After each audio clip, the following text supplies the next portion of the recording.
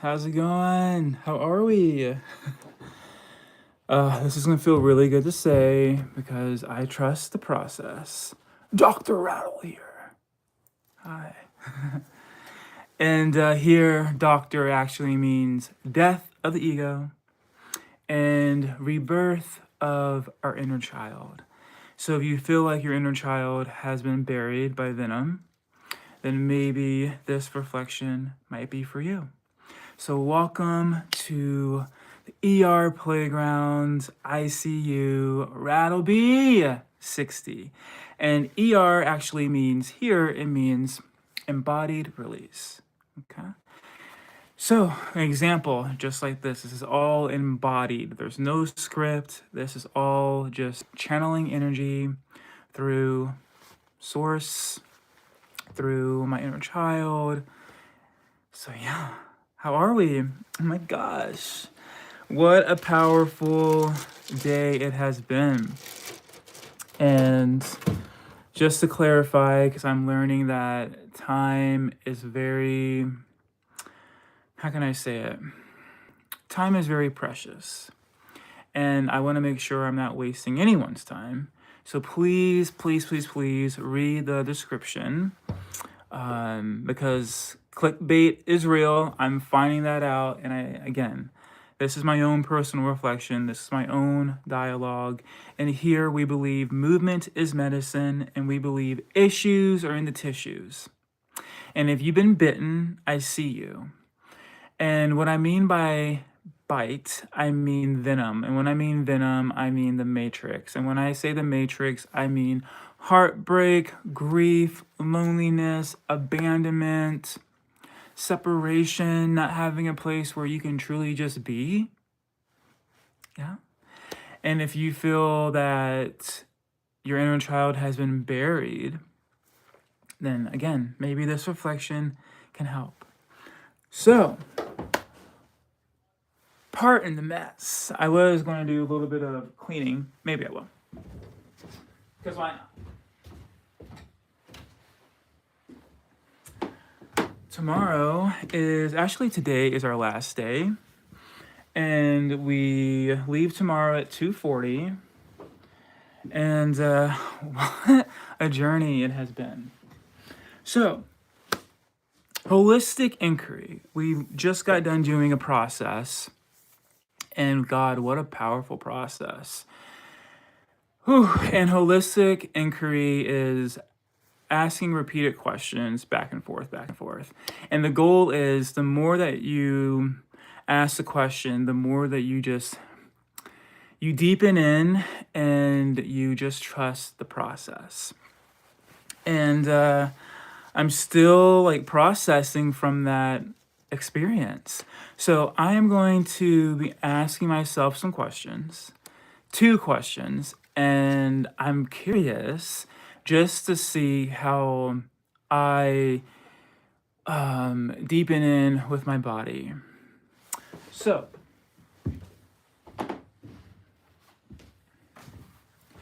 and if you vibe with this soul medicine, consider being a rattler. Yeah?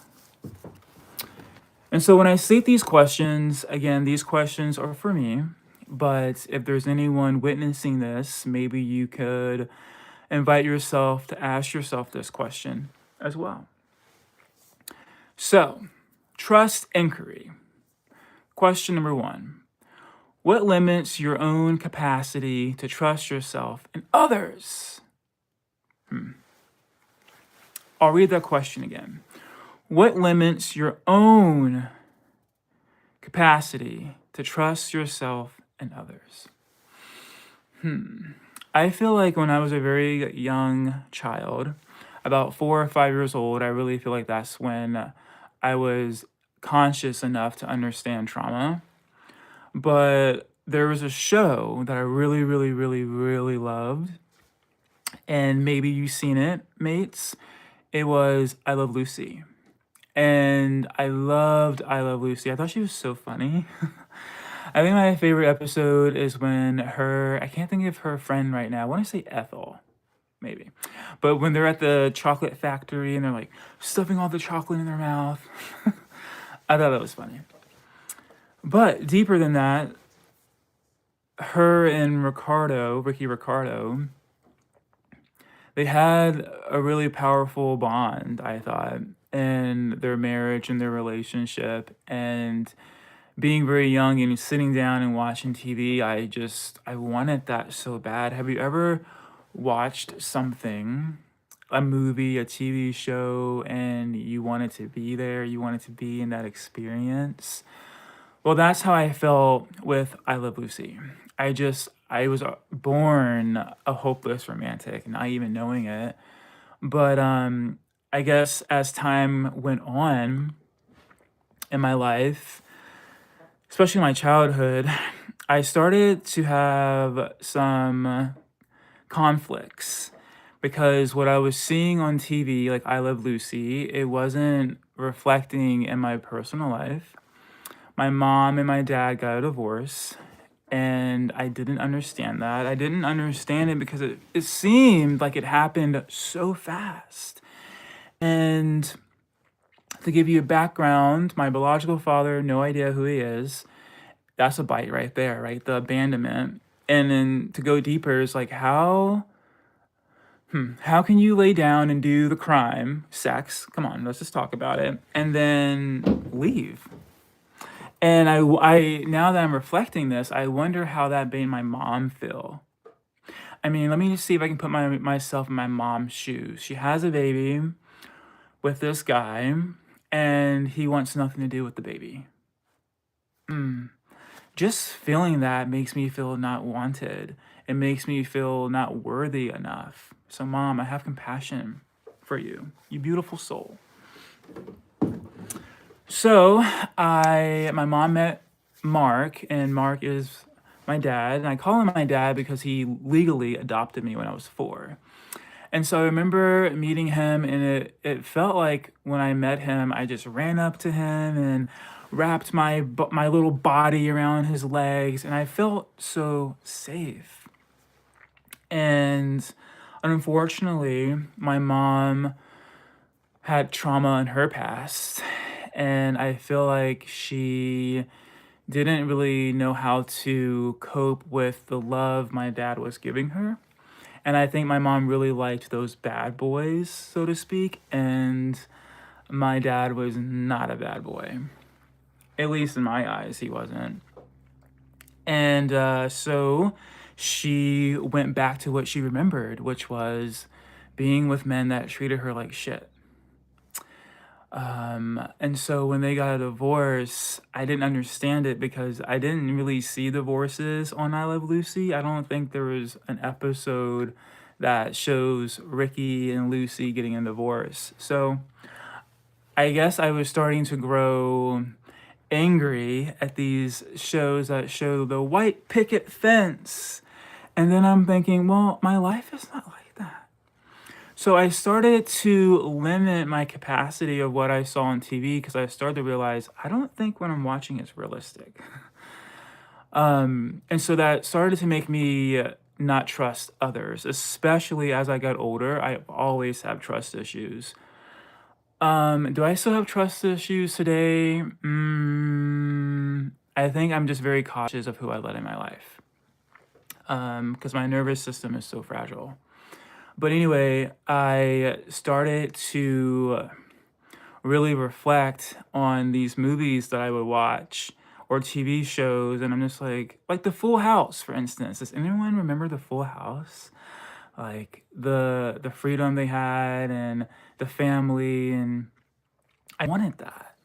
And so I stopped kind of like watching TV, and that's when I really started to turn into like music videos because I felt alive. I felt okay. And when I was watching Britney or Michael, I felt the aliveness in their music, and I felt like I could connect. So I started really leaning in to music. Okay, question number 2. What keeps this mindset alive? Ooh. I would say social media. I would say when I mean by social media or movies, it's the toxicity that is constantly poured all over us. It's kind of disgusting if you think about it. And so when I keep seeing these shows that represent perfection, and then I'm looking at my own personal life, I'm like, my life doesn't reflect that. And maybe there's some lives that do. The perfect white picket fence and true love and all that, great. But at that time in my life, that wasn't my situation. So when I kept seeing media, God, media comes up a lot. When I kept seeing media, that really kept my mindset that, damn, I don't really think true love exists, or is everything fake? Is everything an illusion? So, question number 1, what limits your own capacity to trust yourself and others? I was sharing this with my buddy, and I was telling my buddy that there was a time where I didn't trust God. And there was a time where I really hated God, especially when I was younger, and I didn't understand. I would ask God these questions, like, if you truly love us, why do these things happen? Like, why do bad things happen to us? Why do people die? Why do people get murdered, raped?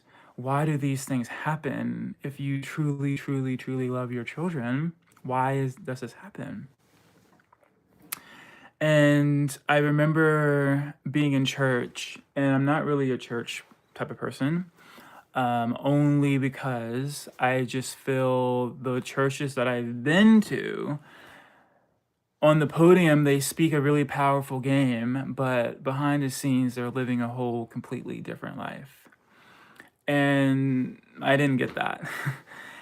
And so I remember my mom's boyfriend, my mom's boyfriend's dad was a pastor. And so we were at church on sometimes on Wednesdays, but definitely on Sundays. And it was very interesting because my mom's boyfriend would be all about God, hallelujah, praise you, Lord, speaking in tongues.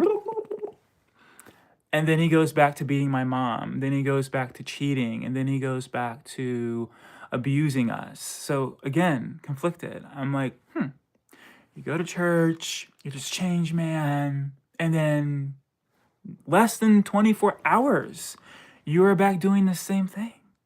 Interesting. So for church, I started just to really slither away, especially because my brain, this goes to, my own personal reflection, I don't believe God created us to make us suffer. I truly don't. And I truly don't believe, listen, it's like saying this, oh, I'm going to have a baby and then I'm going to burn them because they're not perfect. That's literally how it sounds. And so I'm just like, yeah, no. And it's really interesting because in the Bible, allegedly, it says no judgment. And I'm just scratching my head. I'm like, what are we doing? We're literally judging people. We're literally turning people away. What is that? I thought it said love thy neighbor.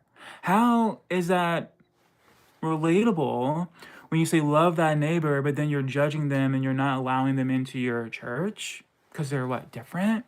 Because they love something differently than you love? But aren't we all one? Right.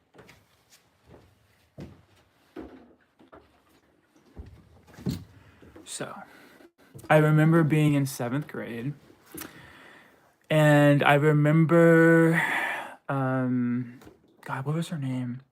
I think her name was Alexis. Let's just go with Alexis. And so I remember her leaving the classroom, coming back sobbing. And I'm like, what's going on? And then, because one, I don't like seeing people cry. So there's that. And one after another, my classmates would go out. The teacher will go out with them. They'll come back bawling. I didn't understand. And then our teacher turned on the TV, and then that's when 9/11 happened. And my heart literally fell out of my body. Just seeing those planes go into the buildings, my brain is like, how can anyone do this? How? Like, how? Like, what? In the brain, it says, okay, we are about to go through this. We are about to kill all of these people, including myself. What? What? Still to this day, it vibrates my being because I don't understand it. I don't understand it. Innocent, beautiful, beautiful souls were on that plane. And then I remember watching the documentary. I love watching documentaries. And I remember just seeing people jump off the buildings. And I remember the firefighters, God, I love them. But they were just saying you can hear the bodies hitting the ground. I'm like, what the fuck? What the fuck? I'm like, God, hello? Anyone up there? Are you not seeing what's happening here on Earth? So I just grew more angry, because I didn't understand it. So question number 2, what keeps this mindset alive is when I keep seeing tragedies happen in this world, I ask myself, where the fuck are you? God, spirit, source, universe, where are you? Okay. Question number 1. What limits your own capacity to trust yourself and others?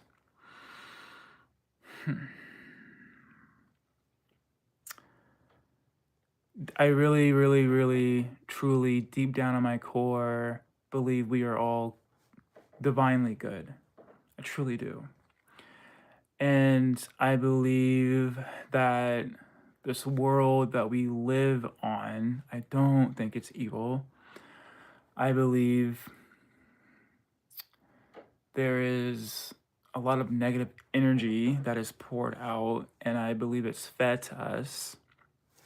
And I believe how it's interpreted, right? Like, is it good? Is it bad? Is it real? Is it not real? Is it safe? Is it not safe? So seeing, especially like the news, like I don't watch the news. I don't really do social media because a lot of it is fast dopamine. That's like, it's almost like, it almost, every time I look at TikTok especially, which I don't, but when I did, it's so much, it's just a lot. And I don't think the brain is supposed to be seeing all of that, like scrolling and all of the things. And so when I see what's happening on in the world, I want to like slither away because it doesn't make me feel safe. So it's hard for me to trust. It's hard for me to trust because, example, how can I truly, truly, truly allow people in, and then when I do that, I'm getting vomit emojis? How does that make anything safe? It doesn't. That's why comments are off, because it's not real. Like, who has a conversation like that? Do you just go up to people and something that you don't like or something that you don't agree with, you just throw a vomit? But what it really is, that's your inner child kicking and screaming. It's saying, whoa, I am rattled, I am triggered. Something that I see on this screen has rattled me. But here's the kicker. That's part of the illusion that they think, oh, just because this person's live, that means I can jump all of my throw up, vomit, trauma on them. And the answer is no. So, another question. What limits your own capacity to trust yourself and others?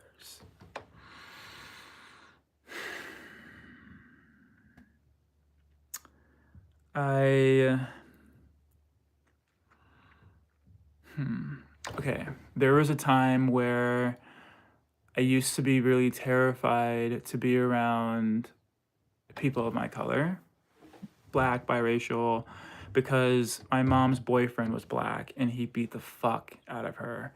And I thought, God, are all people like this? Or, well, maybe more Pacific, are all black, biracial people like this, abusers, cheaters? Because that is what I grew up around. But I know in my good heart, I know that it's not true. But growing up and witnessing that, I thought every person I came across that was different color, I thought was evil. Again, this is my little child thinking, my little child mind. Do I think that to this very moment? Absolutely not. No way. Like I stated before, I think we are all divinely good. I believe we just have a lot of shit that happens to us in our life, and it's very unfortunate. It's very unfortunate and sad.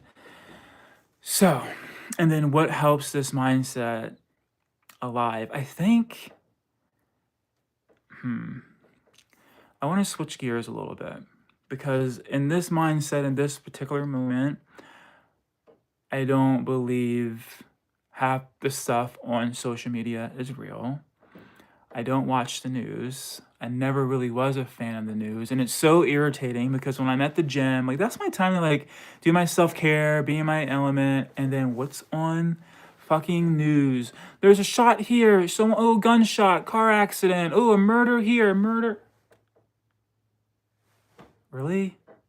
Is there not anything good going on in the world? Can you tell us something good that's going on in the world? Or does it always have to be this scare tactic? Makes you think. So, I have to trust. It's almost like I trust that my heart is going to continue beating. I trust that my eyes are going to blink. I trust that my lungs are going to expand. I trust it all. Just like I trust the sun is shining. Just like I trust the stars are going to come out tonight. And I just have to trust the process. And I feel like when there's incidents in the world, I truly believe that we may not see it, but I feel like when a tragedy strikes, I believe internally, I think we are doing something like this doesn't seem right, or there's something that has to be done. And for me personally, I feel the only thing that I know how to do is just to pour out love and not change anything, nothing, because I'm not here to change anything, because I believe we're not broken. I truly believe we're not broken. And I believe there is goodness in this beautiful planet, and I don't believe people are evil. I believe I feel like it's like a script, like a movie, so to speak. It's like a, like a, I don't know. I don't know how to explain it. I just feel like it's a lot of fear. And I feel like when we have fear in us, I feel like that's what the system wants. And that's why I don't have comments on, because let's just say you want to come to the ER playground and move your body without judgment, right? And let's say there is a fear around that. Maybe when you were a younger child, your inner child, maybe your mom or your dad said, don't move that way. That's this, that's that. Or maybe your friend said that. So part of the reason why the comments are off, because this is a sacred vortex. This is a sacred community, a sacred family.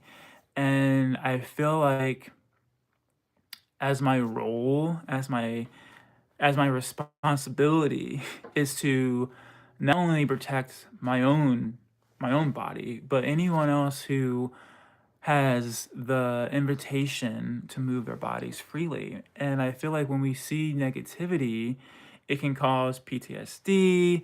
It can make us, well, that's like, what else can it do? It can make us fear. It can make us feel fearful.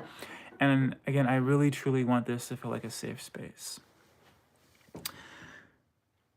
That felt good. And then we also talked about apologies. And we talked about how to say sorry from a healthy self. And example, let's just say that someone is running late. Accountability is huge here. They really teach us accountability. And I think an example would be, okay, and one of my biggest pet peeves is when people are late for stuff. Because I feel like it's out of respect. Does life things happen? Yes. Flat tire? Yes. Car accidents? Yes. But if you're someone that is always consistently late, then I start asking myself, are you really sorry? And then it's like, if maybe this has happened to you, they say, I'm sorry, but oh God, I was in traffic, and oh my God, I had this, and oh my God, I had that, and then you're like, damn, it doesn't feel true. So they're teaching us, when you make a mistake, just say, here's the data. The data is I overslept and I'm sorry. Done. No, oh, I went out last night with my friends and got wasted, or oh my God, I was up all night working on this project. No, it's just, here's the data. I overslept, and I'm sorry if my absence caused you any pain. And what I would do differently for next time is I'll make sure my alarm clock is set. Something just like that, right? And so it was really sweet. My buddy, because like when we have these lessons, then we break up into groups and then we do like one-on-ones. And my buddy, he wanted to tell me, Snake, I want to apologize to you, and it caught me off guard. I'm like, what? Really? What happened? But here's the data. The data is I reached out to him. He lives in what do you call it, Colorado, and I reached out to him and said, hey bro, do you want to fly out and work on this project with me? And he told me he'll get back to me, and he never did. But I had to move on. Like, I had to get my project done. I don't like to wait to the last minute. And so during our process, he was like, I want to say I'm sorry to Snake. I'm like, okay. And so I was just listening, and he said, here's the data. You sent me a voice note asking if I would fly out to help you with your project, and I didn't get back to you, and I'm sorry. Okay, let me process that. Okay, and then I would go, okay, what I'm hearing from you is when I sent you my voice note and you didn't respond, and it made me feel, how can I say this? Basically, we are reflecting back what I heard from him, and what I heard from him is that he is apologizing for not responding to my request. Life happens, right? But I feel like that's just, leave it like that. I feel like if we go into, well, I had a really busy week, and then I just broke up with my girlfriend, and then it kind of goes back, it's all about them, right? Has that happened? And so I did an example because I'm not human. I'm not human, fuck. I'm not perfect. And so yesterday I was late. I don't like being late. And what happens is if we're late for like a processing, we have to do like a sexy dance. So in my mind, like, oh, okay, I can be late. But I didn't mean to be late. And the data is this. I was putting up everything for my project into the library, and I was rushing, and I lost track of time. It happens. And so I wanted to apologize to the group, the cohort, for being late, because I take accountability. But I didn't go in saying, well, I didn't hear Britta, I didn't hear the announcement. No one told me, and I was getting all of my stuff. No, I was late, and I'm sorry.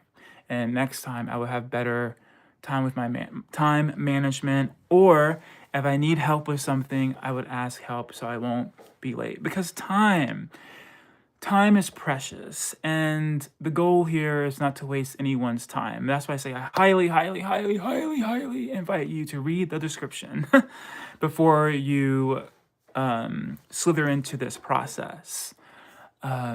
Because I know from my own personal experience, I have been so irritated if I would watch a video and it has nothing to do with I thought it was going to be about. So anyway, that is my time here, and I just want to say thank you for being here. And I do actually a couple more minutes because this is getting good.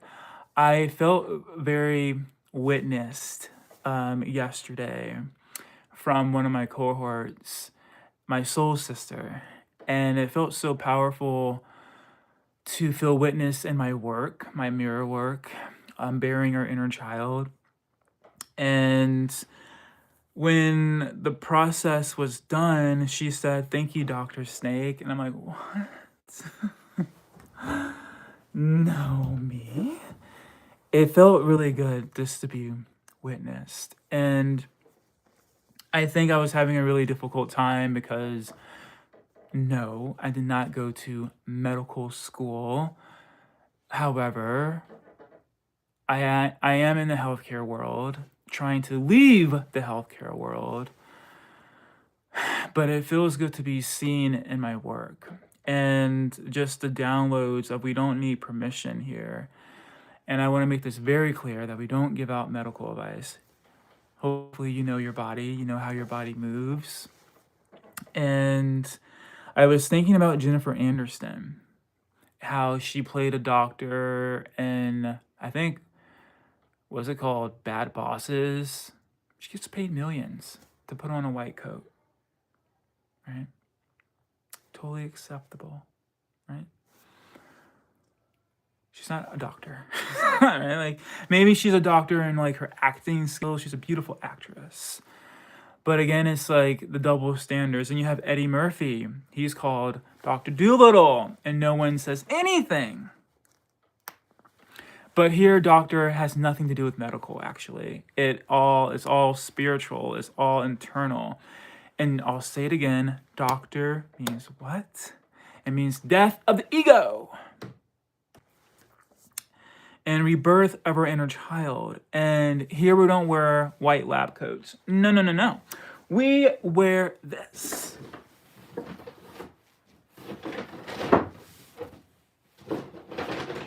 Ah, I found my headphones. Thank God, I was looking for these.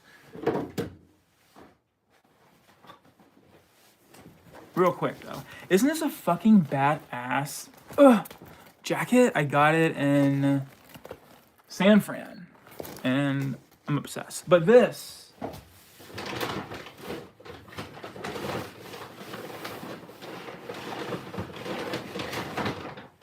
Bam, baby. I might as well just put it on. Might as well.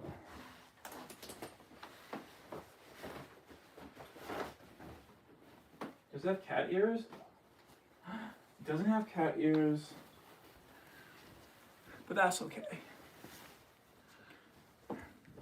This is our coats, mates. Oh, it feels nice. And tomorrow, when I do my 3-minute pitch, I'm gonna wear this.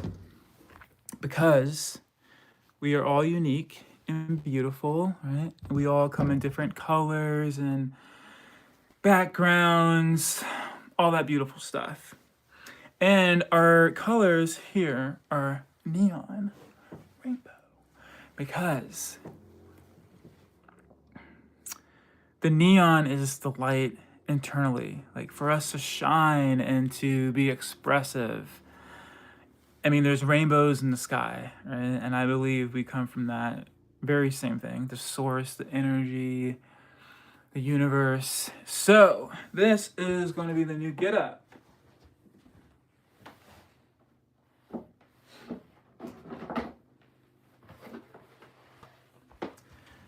Because why not? Ooh, I'm loving this. Loving it, baby. Damn, it's hot. Anywho, I'm wearing this tomorrow for my 3-minute pitch. This is Dr. Rattle, baby. Death of the ego, and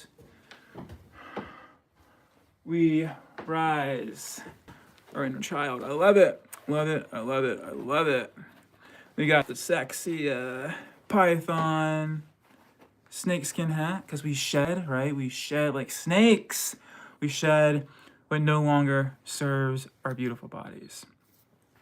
So, ours for rebirth of our inner child. And if you feel like your inner child has been buried, I see you. I get it.